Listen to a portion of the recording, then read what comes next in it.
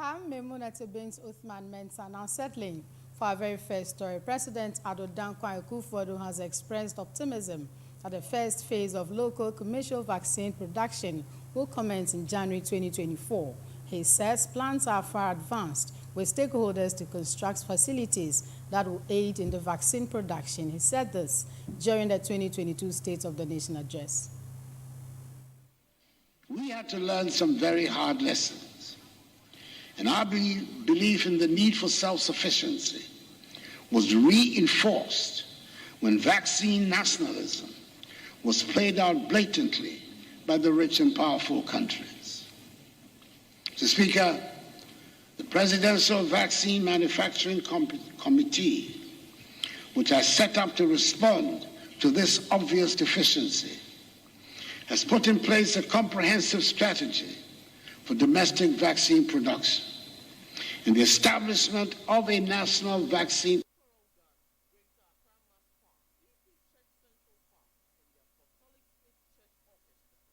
production in January 2024. A bill shortly be brought to you in this House for your support and approval for the establishment of the National Vaccine Institute. This pandemic exposed other which have undoubtedly contributed to the anxieties that have befallen the nation.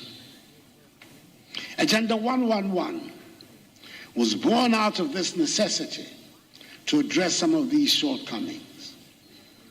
At the normal rate of growth, we're not likely to make up the deficit in our health facilities infrastructure for a very long time.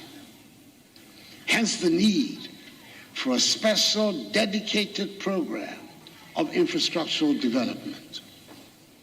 We are undertaking the construction of 101 entities, which comprise standard 100-bed district hospitals for 101 districts without hospitals, with accommodation for doctors and nurses. 6 new regional hospitals for each of the 6 new regions. The rehabilitation of the Efia Nkwanta Hospital in the Western region. 1 new regional hospital for the Western region. And 3 psychiatric hospitals.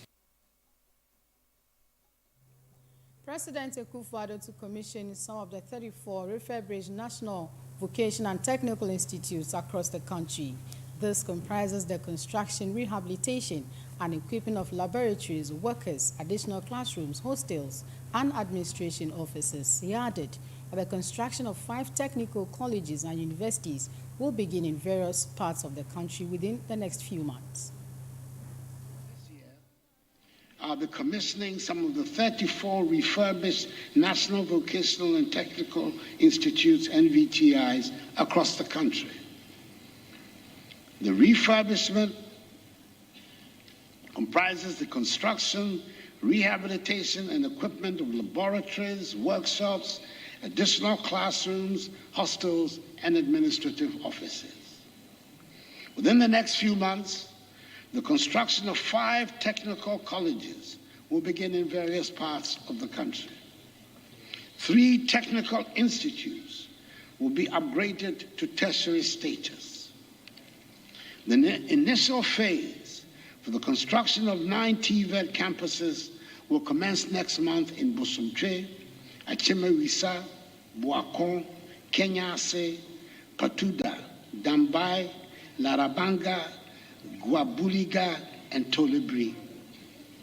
These campuses will have academic facilities, workshops, laboratories, hostels, and staff accommodation, and provide access for training. Government is in the process of securing financing for the construction of 5 STEM universities in 5 new regions, that is Western North, Savannah, Northeast, Ahafo, and Uti regions. Steps are being taken to turn the planned Bunso campus of the University of Environment and Sustainable Development into a standalone independent university focused on the study of engineering. Construction of this campus is set to begin within the next 3 months. Still on the State of the Nation address, meanwhile, President Akufo Addos says his government is aware of the many economic challenges facing Ghanaians and is working to address them. He said the government has already begun taking some measures that will soon bring great relief to citizens. Mr. Speaker, from my vantage point as President of the Republic, from the focus point as head of government, from the enviable position of a husband, a father, and a grandfather, I know that there is a general sense of anxiety in our nation at the moment. The Ghanaian people are anxious about the economy, the cost of living, income levels, jobs for young people, and even about issues on which we all thought we had achieved a national consensus. When some amongst us are raising questions about the certainties on which we are building the state, it is not surprising that worries about the stability of the government would become cause for heightened tension in the nation. The Member of Parliament for Ketu South, Jifa Abla Gomashi, after the President's State of the Nation address, indicated that the President and the Vice President have kept mute on topics of the economy, the situation at hand, and the true state of the nation. She also added that the President did not speak to the tidal wave disaster, but rather focused only on the Apiati explosion. Very much. I think that it's an admission by His Excellency the President and the Vice President most especially, that they stay away from the topics on involving the economy of this country and the situation in which we find ourselves.